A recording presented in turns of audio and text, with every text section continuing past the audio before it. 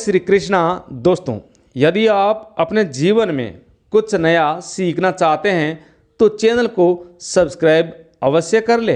दोस्तों, साल भर में कुल 24 एकादशी होती है और ये सभी एकादशी व्रत भगवान विष्णु को समर्पित होते हैं।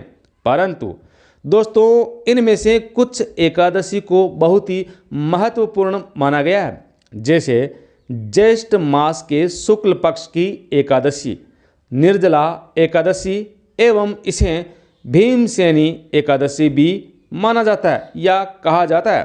दोस्तों, इस एकादशी में पानी की एक बूंद भी ग्रहण नहीं की जाती, जैसे कि नाम से ही पता चलता है, निर्जला यानी बिना जल के। यदि ये व्रत आप करते हैं तो द्वादशी को ही इस व्रत को खोला जाता है। इस अत्यंत कठोर व्रत को धारण करने एवं भगवान विष्णु की पूजा आराधना करने से भक्तों को दीर्घायु का आशीर्वाद प्राप्त होता है और अंत में मोक्ष की प्राप्ति होती है। दोस्तों, महाभारत काल में यानी द्वापर युग में श्री कृष्ण के समय काल में पांडुपुत्र भीम ने भी निर्जला एकादशी का व्रत रखा था, इसलिए इसे भीमसेनी एकादशी भी कहा जाता है। मित्रों, पौराणिक कथाओं के अनुसार पांचों पांडव जैसे धर्मराज युधिष्ठिर, अर्जुन, भीम, नकुल एवं सहदेव, ये पांचों भाई साल भर की सभी एकादशियों का व्रत किया करते थे। परंतु भीमसेन यानी कुंती पुत्र भीम इस व्रत को धारण नहीं कर पाते। इसका कारण था कि भीम बिना खाए पिए नहीं रह सकते थे। आप ये मान लीजिए कि खाना उनकी कमजोरी था और इसी कारण वे एक समय भी बिना भोजन के नहीं रह पाते थे। परंतु एक रोज भीम ने एकादशी के बारे में वेद व्यास जी से बात की और कहा, हे मुनिवर, मैं तो थोड़े समय के लिए भी भूखा नहीं रह पाता। ऐसे में मैं एकादशी व्रत कैसे कर सकता हूँ? मेरे लिए तो ये असंभव सा प्रतीत होता है। अतः हे मुनिवर, क्या कोई ऐसा उपाय नहीं है जिससे मुझे भी एकादशी व्रत का पुण्य मिल सके? दोस्तों, भीमसेन की बात सुनकर वेदव्यास जी ने ज्येष्ठ शुक्ल एकादशी यानी निर्जला एकादशी का माहात्म्य बताया और वेदव्यास जी बोले कि साल भर में सिर्फ एक एकादशी का व्रत यदि रख लिया जाए तो सभी एकादशियों का पुण्य आपको मिल सकता है या सभी एकादशी के बराबर फल की प्राप्ति हो सकती है। ये सुनकर भीमसेन ने इस निर्जला एकादशी व्रत को धारण किया था। प्रिय मित्रों, ये व्रत बहुत ही कठिन होता है, इसलिए किसी भी प्रकार के रोगी, बीमार व्यक्ति को, वृद्ध बुजुर्गों को, बच्चों को या फिर शारीरिक रूप से जो कमज़ोर है, जिनमें क्षमता नहीं है, उनको ये व्रत नहीं करना चाहिए। यानी यदि व्रत करने की क्षमता हो तो ही इस व्रत को, एकादशी व्रत को धारण करना चाहिए। नहीं तो आप सामान्य एकादशी की तरह जैसे बाकी एकादशी का व्रत करते हैं उसी प्रकार जल फलाहार आदि खाकर ये व्रत धारण कर सकते हैं। परंतु सही मायने में ये निर्जला व्रत ही है। इसमें पानी की एक बूंद भी ग्रहण नहीं की जाती। प्रिय मित्रों, बहुत सारे हमारे भाई बंधु एवं हमारी माताएं बहनें हैं जिनका ये मानना है कि इस व्रत को धारण करें तो सूर्योदय से पहले पहले भर पेट भोजन खा लें या फिर जल पी सकते हैं। परंतु ऐसा नहीं है। पहली बात तो आपको यदि व्रत रखना है, यदि आपको व्रत करना है तो भोजन और पानी के बारे में आप विचार ही क्यों करते हैं? क्योंकि आपके मस्तिष्क में पहले ही जल एवं भोजन की भावनाएं आ रही है, तो फिर आप 36 घंटे कैसे रह पाओगे? परंतु यदि आप इस व्रत को धारण करना चाहते हैं तो एकादशी के दिन रात 12 बजे तक आप भरपेट भोजन कर सकते हैं। पानी भी पी सकते हैं, उसके बाद नहीं। 12 बजे के बाद एकादशी शुरू हो जाती है। और एक बात का ध्यान रहे कि आपको इस व्रत के दौरान हल्का खाना ही खाना है, जो ज़्यादा गर्म ना हो। कहने का मतलब ऐसा भोजन आपको नहीं करना है जिसको खाने के बाद में आपको बार बार प्यास लगे। और आपको ऐसा भोजन लेना है व्रत से पहले कि भोजन के पश्चात पानी पीने की बहुत कम ज़रूरत पड़े, तो आप आसानी से निर्जला व्रत कर सकते हैं। ऐसा भोजन नहीं जो बार बार पानी की मांग करे। ज़्यादा मसालेदार फ्राई किया हुआ खाना और गर्मी पैदा करे, ऐसा भोजन करने से बचे। आपके लिए ये व्रत आसान होगा। हो सके उतना फलाहार ज़्यादा ले जिसमें ज़्यादा से ज़्यादा पानी की मात्रा हो। ऐसा फ्रूट, ऐसे फलों का सेवन आप कर सकते हैं।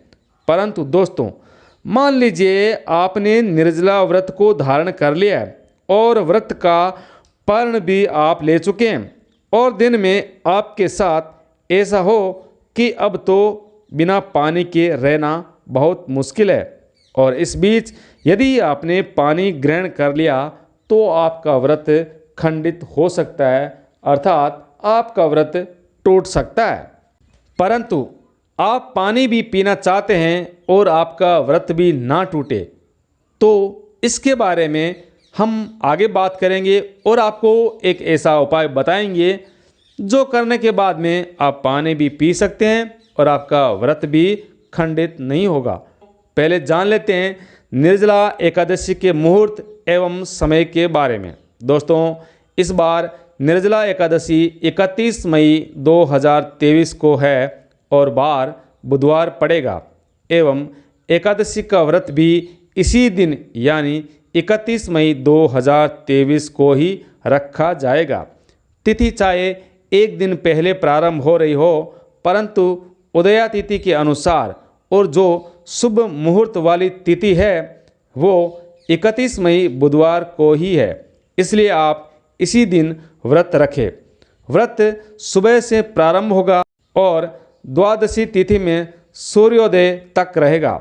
यानी आपने इस दिन निर्जला रहकर उपवास करने का संकल्प लिया है, तो आपको द्वादशी से पहले जल का या किसी भी प्रकार का सेवन आपको नहीं करना है।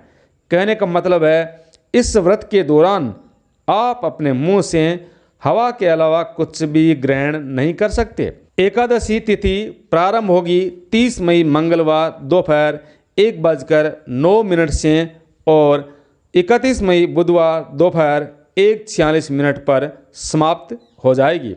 दोस्तों, अब फिर से एक प्रश्न और खड़ा हो गया।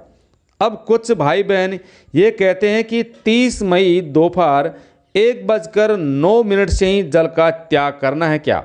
दोस्तों, ऐसा आपको नहीं करना है। 30 मई मंगलवार को आप 10वीं तिथि के ही नियमों का पालन करेंगे और 30 मई को रात 12 बजे के बाद जल का त्याग करेंगे। प्रिय मित्रों, 31 मई वार बुधवार को सूर्योदय 5:45 पर एवं सूर्यास्त शाम 7:03 पर होगा। राहु काल का समय दोपहर यानी 31 मई को 12 बजे से 1:30 तक रहेगा।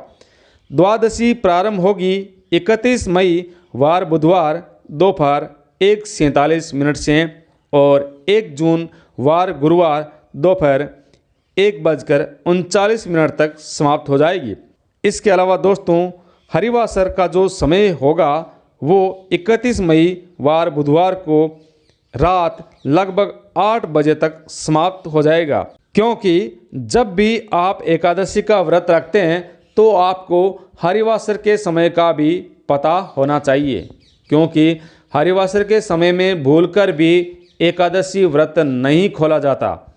1 जून गुरुवार को द्वादशी तिथि के दिन सूर्योदय सुबह 5:44 पर एवं सूर्यास्त शाम 7:04 पर होगा और ब्रह्म मुहूर्त सुबह 4:08 से 4:56 तक रहेगा। मित्रों, नियम के अनुसार द्वादशी तिथि को सूर्योदय के बाद ही व्रत खोला जाता है और आपको ये ध्यान रखना है कि व्रत खोलते समय हरिवासर का समय ना हो। हरिवासर द्वादशी तिथि का पहला 1/4 पहर होता है।